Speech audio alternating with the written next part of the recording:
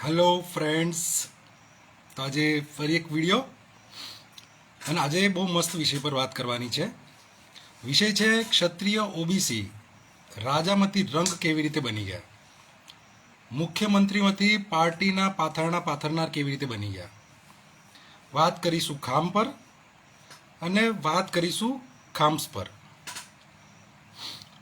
પણ એ પહેલાં કહી દઉં કે અત્યારે જે આરક્ષણ મામલે ચાલી રહ્યું છે એમાં બ્રાહ્મણ, સવર્ણ, પાટીદાર સમાજ જે મોટો વર્ગ છે એ એના સપોર્ટમાં નથી. એ અમુક જે ભાજપ આરએસએસ સાથે સંકળાયેલા છે અને છેલ્લા કેટલાય વર્ષોથી હિન્દુત્વના એજન્ડા પર કામ કરી રહ્યા છે, એ લોકો એને હવા આપી રહ્યા છે. એટલે એસસી એસટી ઓબીસીના સૌ લોકોને વિનંતી છે કે અને બ્રાહ્મણવાદ વર્સિસ દેશના તમામ લોકોની લડાઈ તરીકે જોજો. અને Patidar versus SC ST OBC કે Brahmin versus SC ST OBC, સવર્ણ વર્સિસ એસટી ઓબીસી આ રીતે ના જોશો. બ્રાહ્મણ, સવર્ણ, પાટીદાર સમાજના પણ ઘણા લોકો એક્ટિવ છે જે આ જે આરક્ષણનો વિરોધ કરી રહ્યા છે ને એમનો વિરોધ કરી રહ્યા છે અને સમાજને આ જે જાતિનું ઝેર જે ફેલાવી રહ્યા છે એમનાથી દૂર રાખી રહ્યા છે. બરાબર. તો હવે વાત કરીએ આપણે ક્ષત્રિય ઓબીસી રાજામાંથી રંગ કેવી રીતે હતા. તો વાત છે 1980ની કે જ્યારે માધવસિંહ સોલંકી ગુજરાતના મુખ્યમંત્રી બન્યા અને તમને જાણીને આશ્ચર્ય થશે કે એમને જે મુખ્યમંત્રી બનાવ્યા ને એ ભાઈ દરજી હતા, જીણાભાઈ દરજી.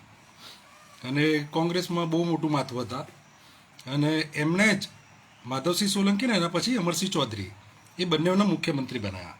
એટલે તમે વિચારો, દરજી, ચૌધરી, સોલંકી એટલે ઠાકોર, તો આવા લોકો મુખ્યમંત્રી અને કોંગ્રેસમાં મહત્વના પદ ઉપર હતા 1980માં, 80ના દાયકામાં. અને એ જ વખતે રિઝર્વેશન એમણે લાગુ પણ કર્યું. માધવસિંહ સોલંકીએ જે સૌથી સારું કામ કર્યું અને જે મૂળ ખામ થિયરી જે છે એના જે જનક જીણાભાઈ દરજી, કે એ પહેલાં આખા દેશમાં કોંગ્રેસનું શાસન હતું, કોંગ્રેસનું રાજ ચાલતું હતું અને કોંગ્રેસ પર કબજો હતો બ્રાહ્મણ સવર્ણોનો. તો મોટી સંખ્યામાં બ્રાહ્મણ સવર્ણ કોંગ્રેસમાંથી જીતતા હતા અને એ જ લોકો પોલિસી બનાવતા હતા અને પોલિસી લાગુ કરવામાં પણ એમનો જ ઇન્ફ્લુઅન્સ હતો. તો કોંગ્રેસમાં સેન્ટરમાંથી પણ એ લોકો લિબરલ થયા અને અલગ અલગ રાજ્યોમાં પણ ઓબીસીની સંખ્યા રાજકારણમાં વધવા લાગી. ત્યાં જન્મ થયો ખામ થિયરીનો. ગુજરાતની જે સૌથી વંચિત કોમ કહેવાય 1980ની એ હતી KHAM, જેને આપણે ખામ કહીએ છીએ ટૂંકમાં. કે એટલે ક્ષત્રિય, H એટલે હરિજન, જે અત્યારે પ્રતિબંધિત શબ્દ છે. આ શબ્દ કોઈએ બોલવો નહીં. હું ખાલી ઇતિહાસના સંદર્ભમાં અત્યારે તમને બોલી રહ્યો છું. જે દલિતો માટે વપરાતો હતો એ વખતે, અત્યારે પ્રતિબંધિત છે. એ એટલે આદિવાસી અને એમ એટલે મુસ્લિમ.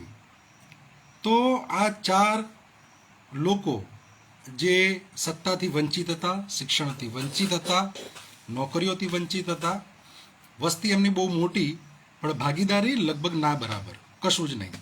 ડિસિઝન મેકિંગમાં એ લોકો ક્યાંય નહીં, રાજ્યમાં બી નહીં, કોંગ્રેસમાં નહીં અને ઓલમોસ્ટ બધી જગ્યાએ.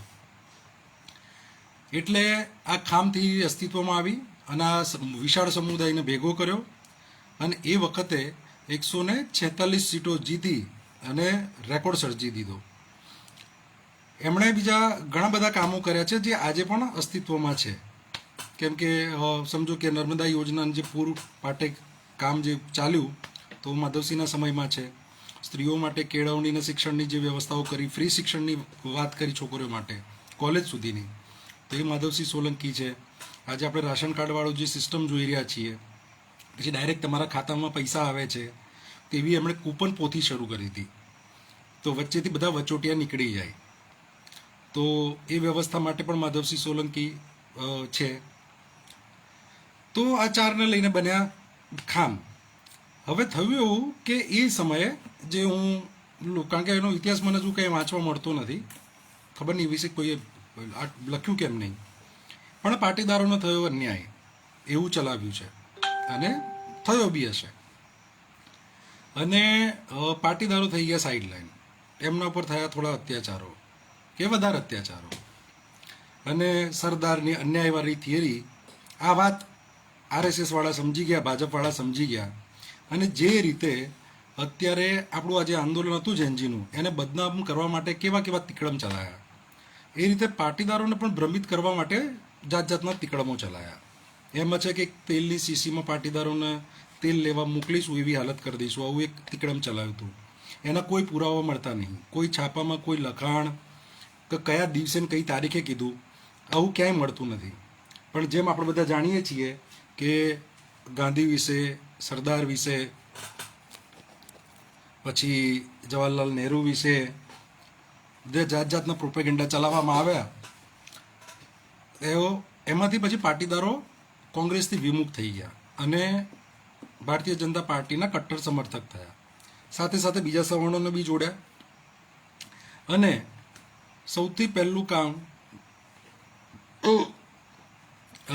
આ થયા પછી જે ભાજપ પાર્ટીની સત્તા આવવાની શરૂ થઈ અને 2002માં જે કોમી તોફાનો થયા, એના પહેલાં પણ તોફાનો થતા હતા, એ પહેલાં પણ સ્ટેબિંગ ને આ બધું ચાલુ રહેતું હતું. હવે આપણો એ વખતનો ઇતિહાસ નહીં જતો કે એના માટે કોંગ્રેસ જવાબદાર છે કે પછી આ લોકો જાણી જોઈને કરાવતા હતા કે જેથી લોકો હિન્દુ મુસલમાન કરે. 1992ની અંદર આ લોકો રામ મંદિર વાળું લઈ આવ્યા, રથયાત્રા લઈ આવ્યા અને આખા દેશમાં કોમી તોફાનો કર્યા. તો મુસલમાનોને સાઇડલાઇન કરવાના ચાલુ કરે અને એક દુશ્મન બધાને આપી દીધો કે આપણે બધા હિન્દુ અને પેલો મુસલમાન છે આપણો દુશ્મન. અને 2002ના કોમી રમખાણો, એમાં તો પછી લગભગ મુસલમાનો સાઈડ થઈ ગયા. તો KHAM એમાંથી જે એમ ખરો ને એ 2002ની અંદર આપણે ગુજરાતની અંદર તૂટી ગયો, જે આજ સુધી પણ સાઇડલાઇન થયેલો છે. પછી સરદાર સરોવર અને કેવડિયાના પ્રોજેક્ટ્સ અને એમ કરતાં આદિવાસીઓ પર અત્યાચારો, એમનો જુલમ, આરક્ષણમાં તમે જુઓ તો એમની નોકરીઓ, ભરતીઓ, કુપોષણો પણ તમે જુઓ, આદિવાસીઓ અત્યારે પ્રથમ નંબર પર છે. તો એ રીતે આદિવાસીઓનું શોષણ, આદિવાસીઓ પર અત્યાચાર આ છેલ્લા કેટલાક સમયમાં વધ્યા. દલિતો પર પણ તમે જુઓ છો કે ઉનાકાંડ અને દર 10-15 દાડે છાપામાં પણ સમાચારો એને લગતા આવતા હોય છે. અને તમે એમાં એક ખાસ વસ્તુ જોજો કે જ્યારે કોઈ સવર્ણ સમાજનો કાં તો ઊંચી જાતિનો દલિતો પર અત્યાચાર કરે તો એમાં અત્યાચાર કરનારનું નામ ગાયબ હોય છે, અમુક વાર વિગતો ગાયબ હોય છે કે ભાઈ દલિત પર અત્યાચાર થયો પણ કોણે કર્યો ખબર ના પડે.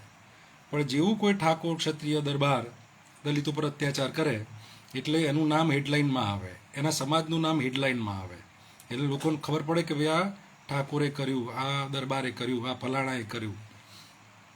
તો આ રીતે ઓબીસી અને દલિતો એ પણ આપસમાં નફરત કરતા, ઘૃણા કરતા થયા. આ બાજુ ક્ષત્રિયોમાં જે ઊંચા ક્ષત્રિયો કહેવાય એવા લોકોને ભાજપે સાચવી લીધા, સારા હોદ્દા આપ્યા. તો જે KHAM હતું એ આખે આખું વિખરાઈ ગયું. અને ભેગું કરનાર કોણ હતા? માધવસિંહ સોલંકી. અને માધવસિંહ સોલંકીના જે માનનારા લોકો છે, ઓબીસી સમાજ છે, ક્ષત્રિય ઓબીસી સમાજ છે, એ માધવસિંહને ભૂલી ગયો અને હિન્દુત્વના રવાડે ચડ્યો. એણે હિન્દુત્વના એજન્ડા ચલાવ્યા, એમને મજા પડી. મુસલમાનોના ઘર તૂટતા હતા, બુલડોઝર ચાલતું હતું, તેમાં બધા ખુશ થતા હતા. આજે બુલડોઝર ફરતું ફરતું ઓબીસી ક્ષત્રિયોના ઘર પણ પડાઈ ગયું અને હવે તો અનામત ઉપર પણ આવી ગયું. તો આ જ્યારે બધું ચાલતું હતું ત્યારે ઓબીસી સમાજ સાથે પણ ભેદભાવ થતા હતા, પણ એમની સાથે પણ અન્યાય થતો હતો. એમની જે અનામત છે એ ખાવાનું કામ બ્રાહ્મણ સવર્ણ સમાજના લોકો ગુજરાતમાં કરતા હતા. અને એના આંકડા આજે આપણી પાસે હયાત છે કે ભાઈ આજે તમે જ્યારે યુનિવર્સિટી, કોલેજોની અંદર તમે જો લિસ્ટ કાઢો, IAS IPSનું લિસ્ટ કાઢો, ક્લાસ 1-2ના લોકોનું લિસ્ટ કાઢો, તો SC ST OBCની હજુ કંઈક સંખ્યા દેખાય છે. SC STની, ઓબીસીની સંખ્યા તો ઓલમોસ્ટ 0 જેવી હાલત છે, અથવા તો બહુ ના બરાબર છે. તો આ જે હિન્દુત્વનું મોજું ચાલ્યું એની અંદર મુસલમાનો, આદિવાસીઓ, દલિતો તો બરબાદ થયા જ, પણ ઓબીસી પણ બહુ બરબાદ થયા. અને હું જે ગુજરાતના રાજકારણ અને સમાજકારણ વિશે જાણું છું, તો ઓબીસી સમાજ વિરુદ્ધ જે નફરત ભરવામાં આવી છે અન્ય સમાજમાં, એ ખૂબ છે, ખૂબ એટલે હદ વગરની છે. અને એનું કારણ એ છે કે ગુજરાતમાં જો હિન્દુત્વમાંથી મુક્ત થવું હોય, ભાજપનું શાસન ખતમ કરવું હોય, તો કોઈક ઓબીસી નેતા જોઈશે, ઓબીસી ક્ષત્રિય નેતા જોઈશે.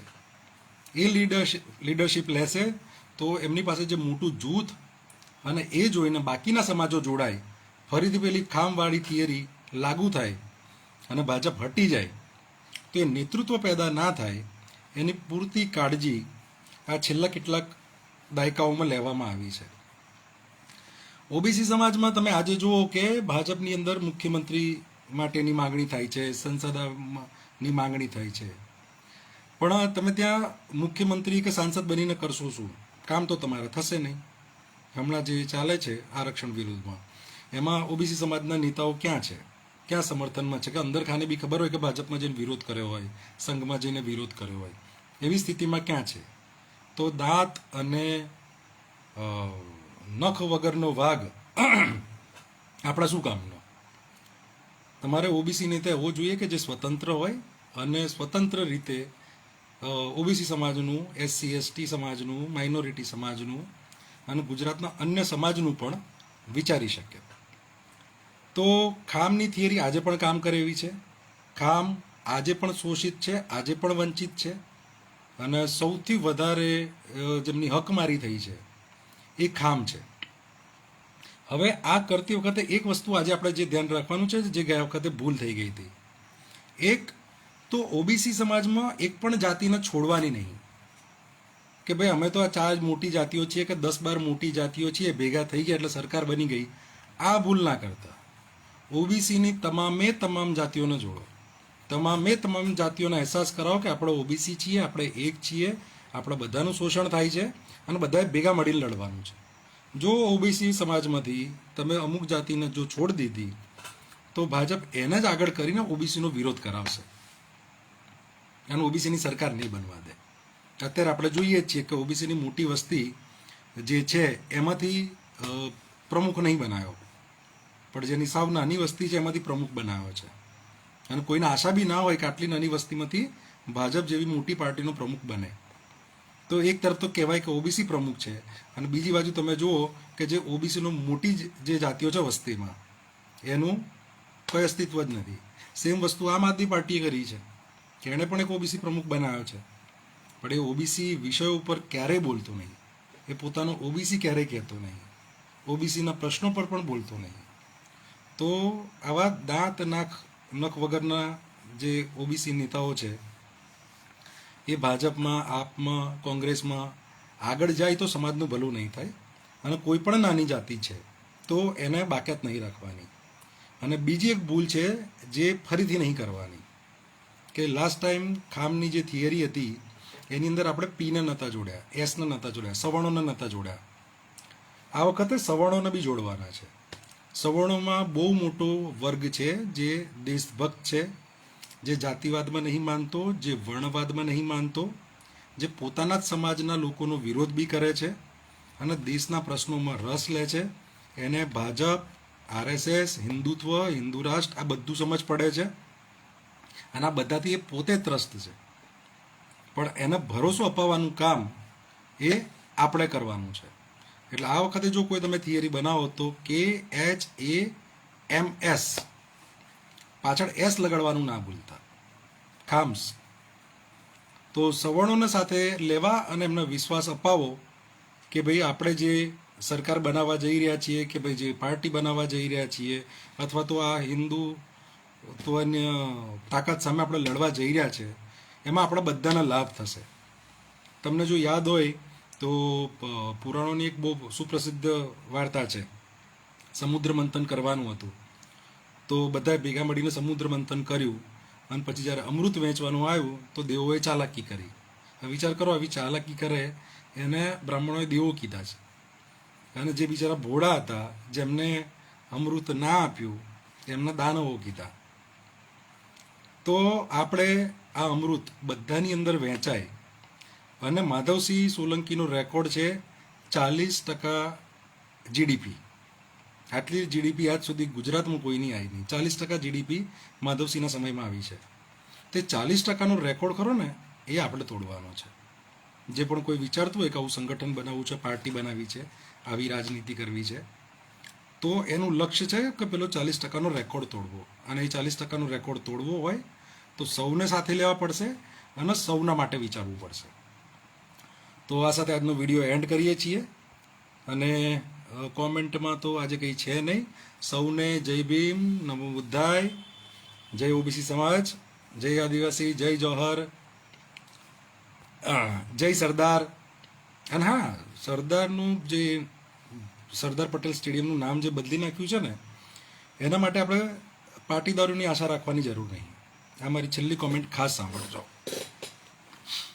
સરદાર આપણા ગુજરાતના હતા, આપણા ગુજરાત માટે ગૌરવ છે, ગુજરાતના નેતા છે. તો પેલા સ્ટેડિયમનું નામ નરેન્દ્ર મોદી સ્ટેડિયમમાંથી ફરીથી સરદાર પટેલ સ્ટેડિયમ થાય, એ ખાલી પાટીદારોની જવાબદારી નહીં, એ આપણી પણ જવાબદારી છે અને આપણી પણ માંગ હોવી જોઈએ. અને ગુજરાત પર એ જ રાજ કરશે જે આ માંગણી ગુજરાત સામે મૂકશે. જય ભીમ.